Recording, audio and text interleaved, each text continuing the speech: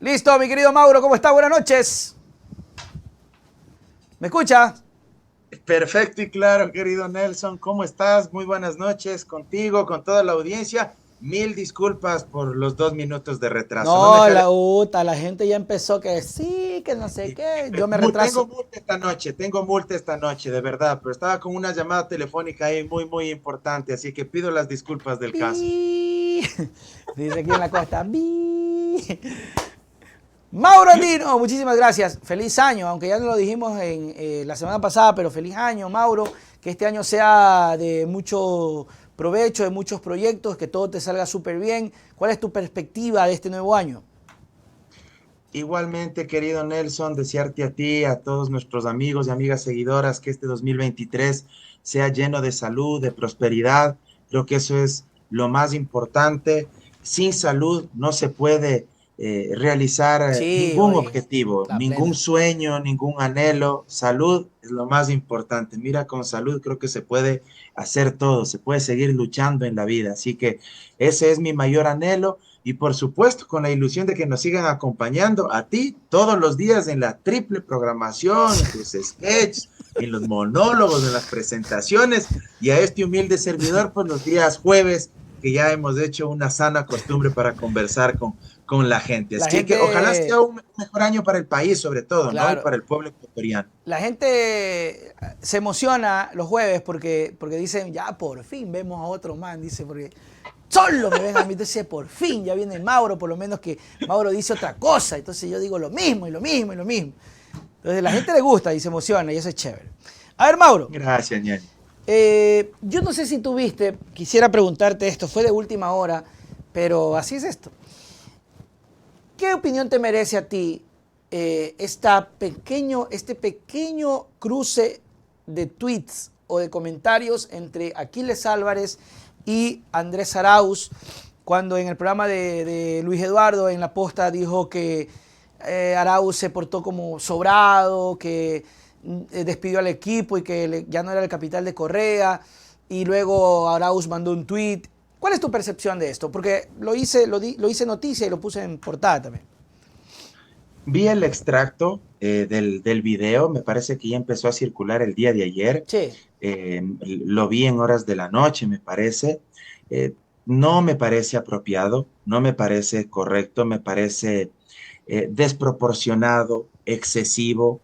No conozco a Aquiles Álvarez, pero yo creo que la crítica es bienvenida. Yo mismo recuerdo cuando sí, aquí lo hemos conversábamos criticado. contigo, cuando perdió Andrés Arauz, hicimos un análisis Así de es. los errores que existieron en la campaña de él y de lo que uno pudo mirar desde fuera, porque tampoco es que ni tú ni yo estuvimos dentro, Así pero es. hicimos una crítica constructiva. Pero creo que las formas dicen y cuentan mucho. Y creo que si bien él pudo hacer una crítica constructiva, que eso no tiene nada de pecaminoso y decir, creo que Andrés Arauz se equivocó en esto, o probablemente Pero, no gozaba de todo el carisma que se requería para esa campaña, más allá de que también es un tipo que tiene tales atributos, que eso nadie puede claro, el tipo es muy discutir preparado. a nivel académico, intelectual, en fin, creo que eso no está en discusión. Creo que la forma podía ser mucho más amable y te digo con mucha frontalidad, mucho más humilde. Sí, muy sobrado, ¿no? Mucho, sí, mucho más humilde, menos soberbia. Y además hay que tomar en consideración algo. No es pues tampoco, y esto ojalá pues no me genere una enemistad sin ni siquiera conocerle yo a Aquiles Álvarez. Imagínate luego alcalde de Guayaquil y yo granjeado la enemistad del alcalde de Guayaquil. Pero yo creo que sobre todo cuando uno es nuevo en una casa o en una familia donde le invitan, creo que uno tiene que ser mucho más prudente en los comentarios y en las críticas. No digo que tenga que callarse, cuidado se malinterpreta. Y está bien ser frontal y ser espontáneo y decir las cosas cuando se las debe decir, pero creo que cuando uno es nuevo también en una casa, en una familia, en este caso en una organización política, creo que tiene uno que ser un poquito más calmado en ese tipo de comentarios y saber dónde se lo dice, cómo se lo dice y en qué momento se lo dice. Tú decías algo interesantísimo, la soberbia, y eso pasa factura, y lo voy a decir con claridad. tampoco es pues que sea un candidato que está desbordando oportunidad y carisma y que de pronto, puchica, está rompiendo el tablero. Hay que decirlo con frontalidad, como hemos dicho acá. El PANA está compitiendo porque tiene una estructura política que lo acompaña, pero no es que está pues peleando los primeros puestos. Ahí hay que decirlo la plena. Se está peleando Cintia y se está peleando este man de Jimmy. Y sí, me pareció soberbio el tipo cuando habla sobre Arauz. Pero bueno, vamos a ver si eso le pasa factura en el tema de las elecciones.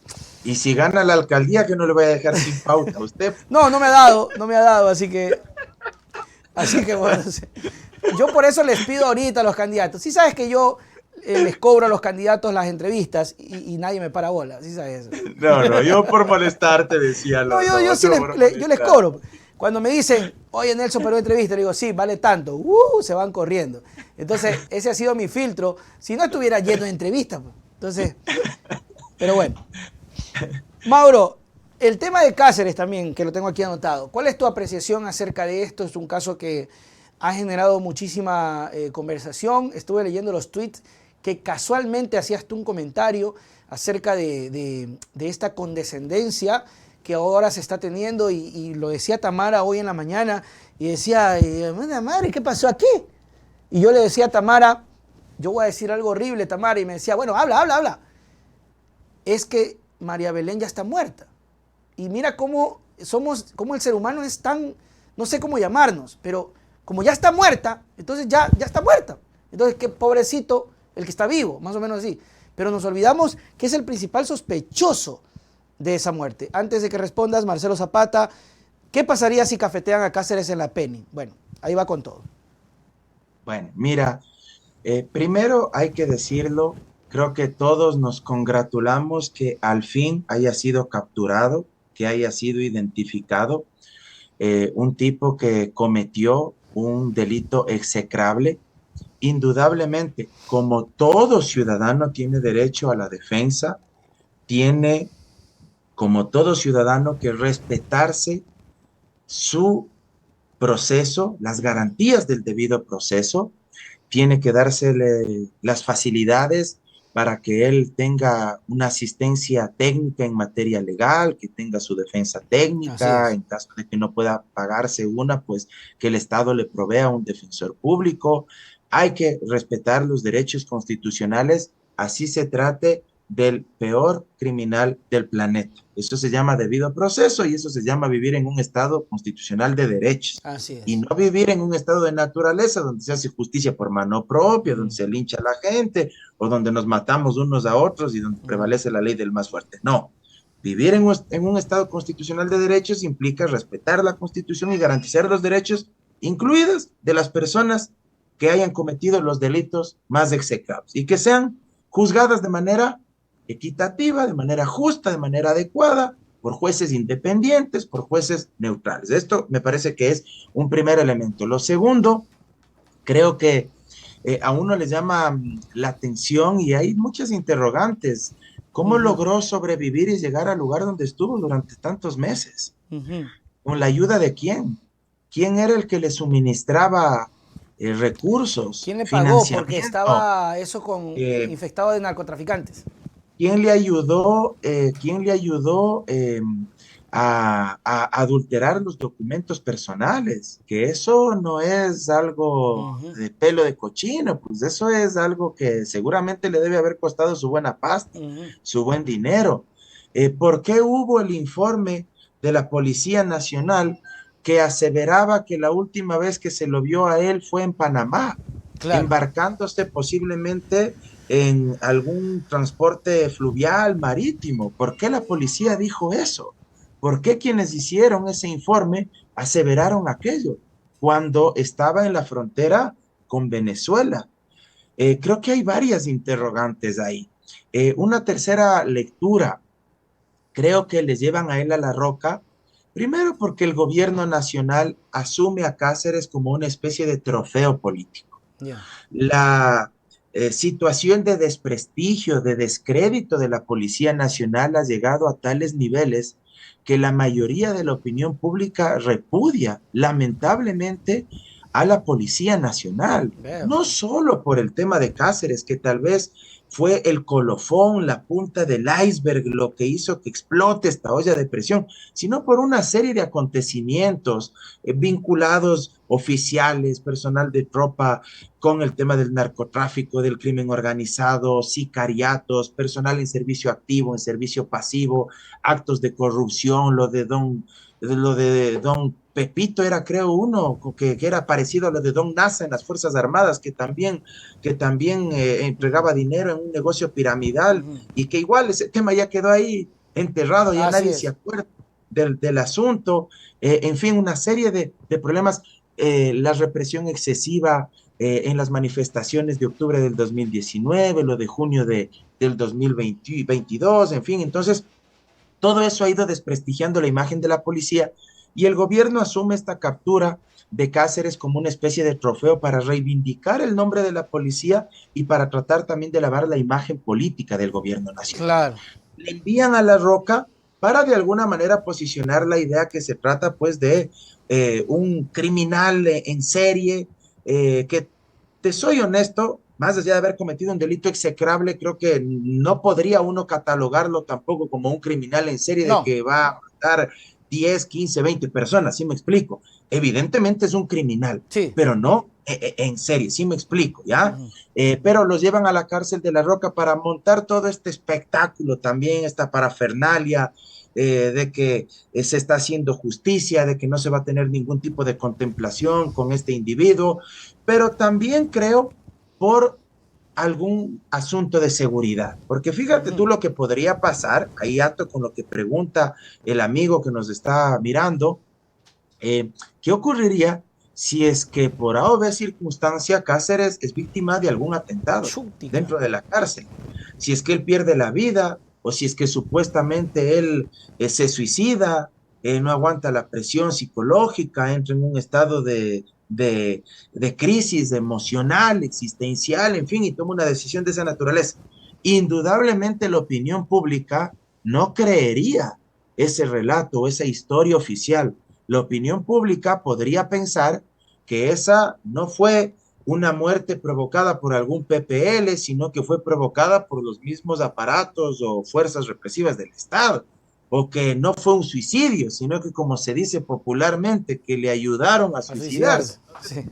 creo que el gobierno también percibe ese peligro que sería catastrófico políticamente para el gobierno que le Claro. pase algo a Cáceres, porque quedaría un manto de duda tenebroso, terrorífico sobre este tema, y creo que también tratan de protegerlo en ese sentido.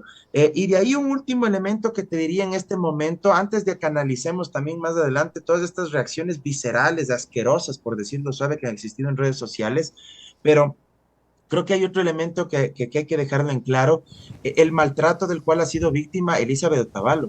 No le han permitido ingresar a las ruedas de prensa, han tratado de invisibilizarle absolutamente. Creo que esta es otra cuestión por la cual les llevaron a La Roca, para Ujú. evitar la presión y la movilización popular acá en Quito. Eso también Porque es acá, cierto, ¿no? Claro. porque acá en ¿Por qué no Quito lo los dejaron en la cárcel colectivos. número 4? Exacto, porque acá en Quito los colectivos, las organizaciones sociales feministas de derechos humanos me parece que tienen mayor capacidad de movilización Totalmente. acá en Quito. Ujú. Entonces creo que acá habría existido mayor presión popular y eso se habría mediatizado a través de los medios de comunicación tradicionales, pero también a través de redes sociales y Elizabeth Otavalo habría tenido un papel mucho más protagónico. Y creo que el gobierno de alguna manera lo que quiere es invisibilizar el rol que ha jugado la madre de la víctima con justo derecho, porque lo Claro. que ella ¿Qué está pasó? haciendo lo haría cualquier madre, Claro. cualquier padre, cualquier hermano, cualquier hermana, cualquier hijo, pero el gobierno también me parece que trató de poner paños fríos en este sentido y por eso lo llevó a Guayaquil.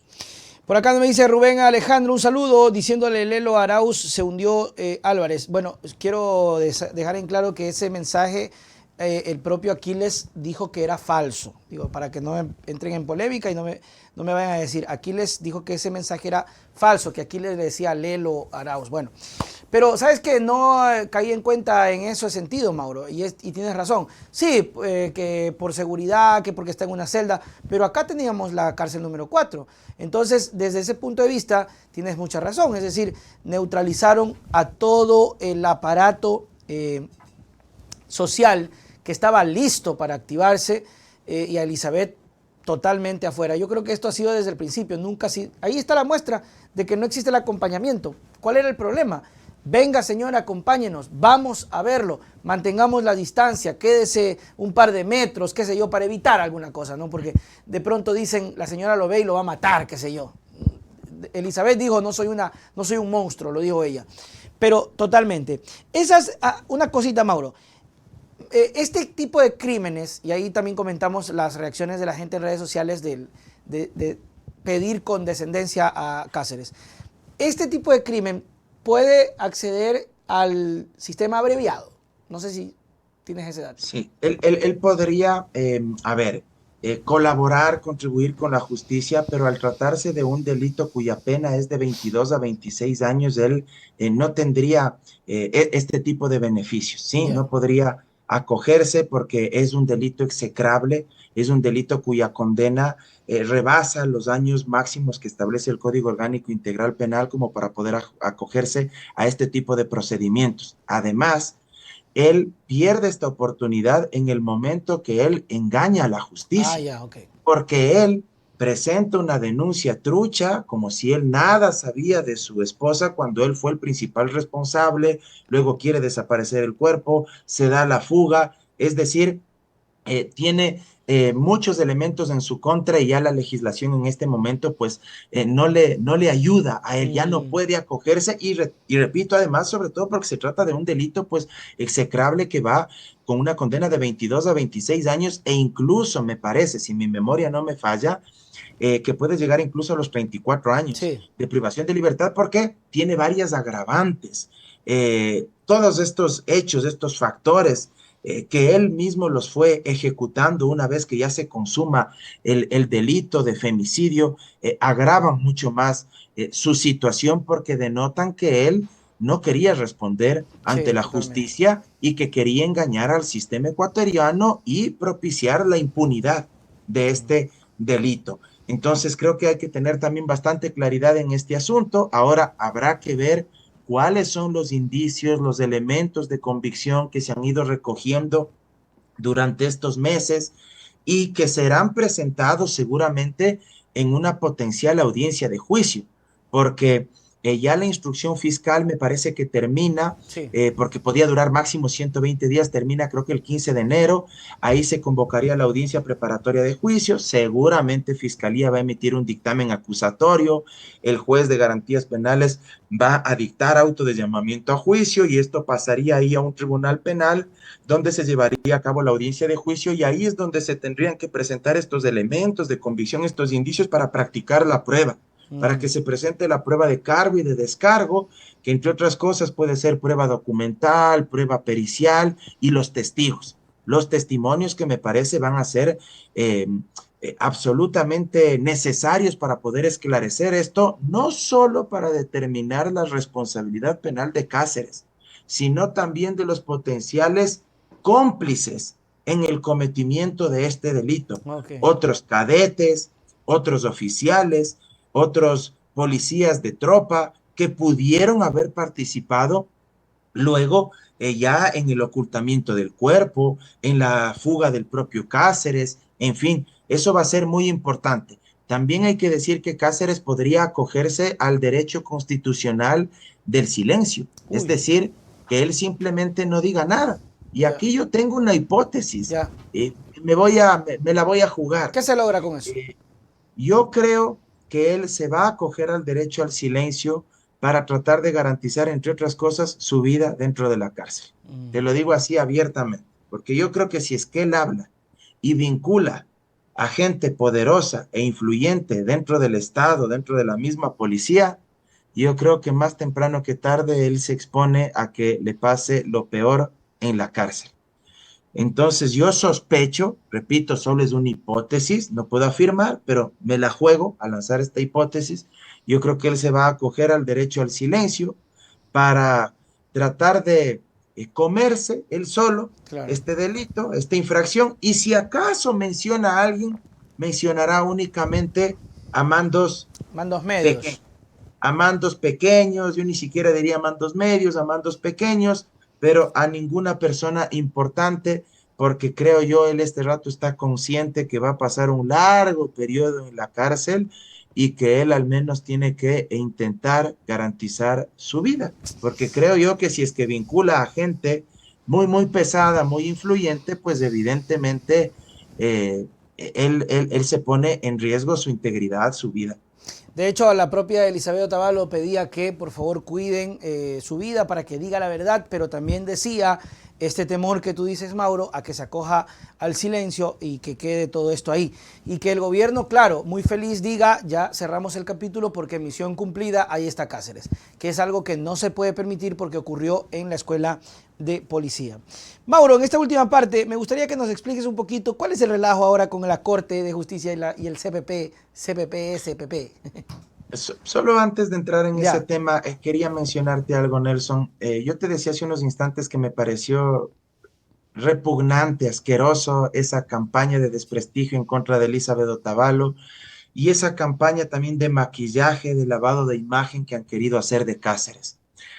Ahora resulta que hay que tener más compasión del victimario que de la víctima y que de los familiares de la víctima. Yo creo que nadie puede alegrarse tampoco de la condición de Cáceres. Ahí claro. también quiero ser absolutamente tajante. Yo no albergo en mi corazón y en mi espíritu un sentimiento de maldad para alegrarme que alguien vaya a purgar o a pagar una condena de 25, 30, 34 años de cárcel. Creo que nadie debe alegrarse de eso. Sí me alegro que se investigue y que se Claro, procese al así es, responsable y que se haga justicia y que se así es. actúe en derecho, respetando la Constitución y las leyes de la República. Pero de eso, a que ahora pidan compasión, que poco más, pobrecito, que también es hijo, que también tiene padres, que también es un ser humano y que cualquiera se puede equivocar Diosito, cualquiera puede equivocarse.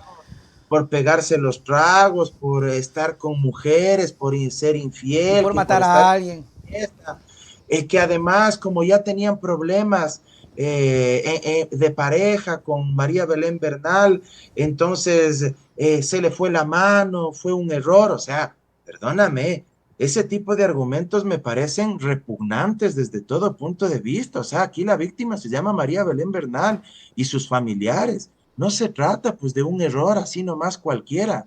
Yo a la misma gente que veo pedir compasión y empatía con Cáceres, son las mismas personas que muchas de las veces les leo decir que está bien que se avalee a un delincuente por robarse un celular, por robarse un televisor, por robarse una computadora. Y no digo que esos delincuentes no deban pagar ante la justicia, pero tampoco puedo validar pues, que por un celular o que por una computadora la gente diga sí, hay que lincharle, hay que quemarle, hay que torturarle, no puede ser juzgado, sino que tiene que ser asesinado o que le disparen por la espalda a los policías y le apliquen lo que se conocía en el pasado como la famosa ley de fuga, Claro, que era una ejecución extrajudicial. Los mismos que piden eso, cuando está en juego la propiedad privada y propiedad chiquita, claro. ¿sí? Celular, delitos de poca monta, son los mismos que ahora piden compasión para alguien que mató a una mujer, que la estranguló, que la estuvo masacrando durante más de 20 minutos y que luego fue a arrojar el cuerpo en una montaña, en un cerro. O sea, creo que esas contradicciones demuestran que muchas personas en verdad, como yo decía en Twitter, tienen atrofiada la ética y la moral, porque caen Totalmente. en unas contradicciones abismales y creo que, repito, no hay que alegrarse, pero tampoco creo que uno puede caer en estas banalidades de apelar a la compasión cuando es el victimario, que sea un juicio justo nada más. Claro, Me da pena también por la familia de él, porque seguramente la familia de él está sufriendo mucho. claro. O sea, Yo no se creo que la desgraciaron, ¿no? familia, exacto, yo no creo que la familia de él sea una familia de delincuentes ni de criminales. Yo no creo que sea así. Ahí también debo ser absolutamente honesto en la situación. Creo que se desgraciaron la vida, pero quien les desgració la vida fue él. Claro. Y él debe Y pagar debe ser por responsable. delito execrable que cometió. Como decías tú, tampoco es que creo que sea un asesino en serie y que está yendo a Colombia y estuvo matando y sacando cuerpos y comiendo. No, no. Pero el tipo tiene que responder. O sea, lo hizo, se Exactamente. fue, se fugó. O sea, Y aquí el malo de la película es él, es no él la totalmente. víctima, no su pareja, porque a algunos les he leído como que poco más y es que se le fue la mano porque la señora ha sido complicada o porque ya tenían problemas de O sea ratito. que bien, Oiga, bien, bien hecho que se muera.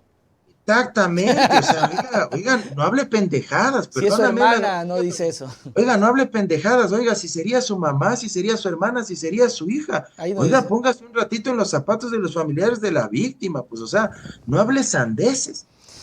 Lamentable. León A. Guzmán, saludos. Gracias Nelson y Mauro por informarnos. Veracidad dice a los migrantes. Aquí hay gran apoyo para Correa y para Glass.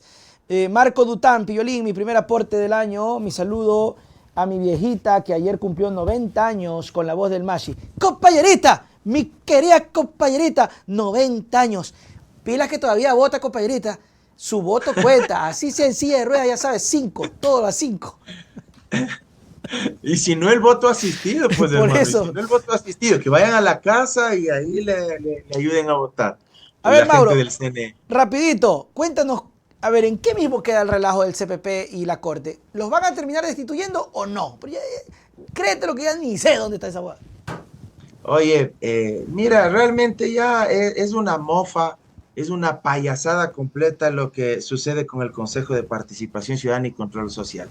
4 consejeros censurados y destituidos políticamente por la Asamblea, haciendo y deshaciendo con la institucionalidad del país, burlándose a sus anchas del máximo órgano de control, interpretación y administración de justicia en materia constitucional, que es la La Corte Corte. Constitucional.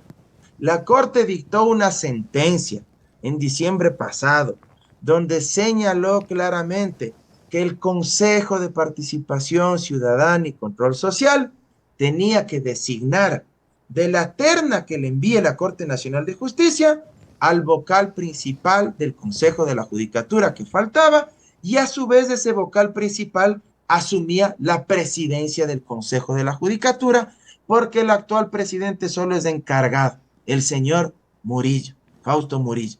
Eso ordenó la Corte. Una sentencia de la Corte es de obligatorio cumplimiento. Las sentencias de la Corte no son opcionales, no son optativas, no son interpretables. O se cumple o no se cumple. Y el incumplimiento puede ocasionar incluso la destitución de ese funcionario público o de esos funcionarios públicos. Y esto es tan dantesco y tan ya indignante que la Corte le pide a Ulloa del Consejo de Participación Ciudadana que informe en qué estado está el cumplimiento de la sentencia. Y el otro les responde, pero de una forma tan, yo te digo ya cínica, realmente se da las vueltas que como faltan los principales porque algunos están de candidatos a la reelección, entonces no podemos pedir la reconsideración y que no hubo los votos y que lamentablemente es potestad del propio Consejo el elegir o no elegir y que como no hubo los votos suficientes, pues está paralizado el trámite. 4 ternas han sido incapaces de elegir de ahí un vocal del Consejo de la Judicatura, de 4 ternas que ha enviado la Corte Nacional de Justicia. Y ahí hay una lectura política clara, no hay que perderse. Hernán Ulloa y los 3 restantes consejeros son operadores políticos de Guillermo Lasso. Y lo que están haciendo es absolutamente intencional. ¿Para qué?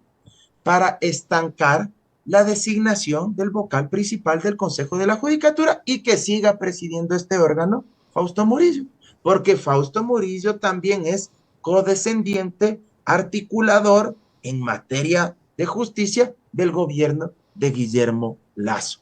No les interesa que exista otro presidente del Consejo de la Judicatura, porque simple y sencillamente al gobierno nacional no le conviene. Le interesa que sigan los mismos. Y además están conscientes de lo siguiente, que en los anexos de la pregunta relacionada al Consejo de Participación Ciudadana y Control Social se señala que si es que gana el referéndum, si se aprueba la consulta popular, todos los concursos Claro. que están pendientes se quedan en suspenso y que habrá que esperar hasta que el presidente Lazo envíe los proyectos de ley que viabilicen esa enmienda, hasta que la Asamblea los apruebe. En total es 1 año, 9 meses. Y que mientras no se aprueben esos proyectos de ley, seguirán prorrogadas en sus cargos las actuales autoridades. Qué Es lo que sinvergüenza. busca Ulloa y compañía. Trabar el proceso, llegar hasta la consulta, que ya es en menos de un mes o en un mes aproximadamente. Si es que gane el sí, se quedará Fausto Murillo al frente del Consejo de la Judicatura hasta que envíen los proyectos de ley. O sea, ahí no hay que perderse. Ese es el tiro político del gobierno y de los consejeros de mayoría que operan, como te digo, para el gobierno de Lazo. Terrible. Mauro Andino, muchísimas gracias, Mauro, por siempre estar con nosotros. Tus palabras para despedirnos. Como siempre, agradecerte a ti, amigo Nelson, por el espacio, agradecer a nuestra audiencia, invitarles para el próximo jueves y pedirles que nos sigamos en redes sociales. Síganme, por favor, apoyen, acoliten ahí en mi cuenta de Twitter, @MauroAndinoe, en mi cuenta de Instagram como Mauro Cabezón Andino, en mi cuenta de TikTok igual, y en mi página de Facebook me encuentran como Mauro Andino Espinosa. En mi fanpage, denle un me gusta o como seguidores para poder tener una comunidad mucho más grande. Y ayúdennos dando retweets, compartiendo nuestras publicaciones en Facebook para tener más impacto, que eso me parece siempre es importante. Abrazo enorme para todos y para todas y nos volvemos a ver el próximo jueves. Chao, Mauro. Nos vemos. Chau, chau. Chao. Muy bien, ahí estuvo, mis queridos amigos, Mauro Andino en esta parte de la conversación que siempre tenemos los días jueves y que pues siempre es grato para nosotros hacerlo. Por acá saludamos